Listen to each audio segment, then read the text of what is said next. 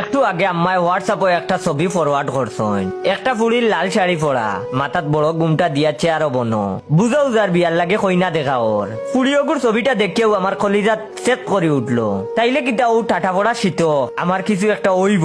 ফুড়িগু দেখতে শুনতেও মাশাল্লাহ অনেক সুন্দর। বালা করি ফুড়িগু দেখার আগেও আম্মায় দিলা ফোন আর কইলা কিতারে ছবিগু দেখছস নি? আমি তখন একটু সরম সরম পাইয়া কইলাম ওই গো আম্মা দেখছি। আম্মায় তখন ফোনের অন্য পাশটাকে উত্তেজিত হইয়া কইলা কিলা লাগলো? আমি তখন শর্মে লাল ওই দিমু ওলা বাপ লইয়া কইলাম মাশাল্লাহ আম্মা অনেক সুন্দর ফুড়িগুরে আমার পছন্দ হইছে। আম্মায় তখন আরো উত্তেজিত হইয়া কইলা আমরারও পছন্দ হইছে।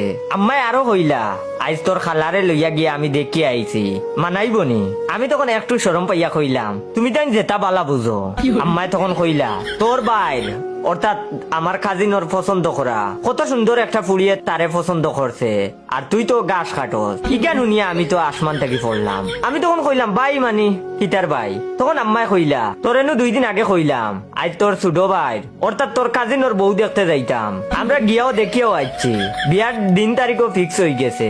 বিয়া কয়দিন পরে তুই খাইস বইয়া বইয়া হুরু বাইর বিয়া। আমার তখন আখটা মনে পড়লো আমার বয়সে হুরু খালার ঘরের বাইয়ে বিয়া করে। আমি তখন উদাস হইয়া আমার অলদিয়া গেঞ্জিও গুফিন দিয়া খালি ভাবে রাস্তা পায়ে আঠা শুরু করলাম। আজ সারাদিন আটমু, সারা রাইত আটমু।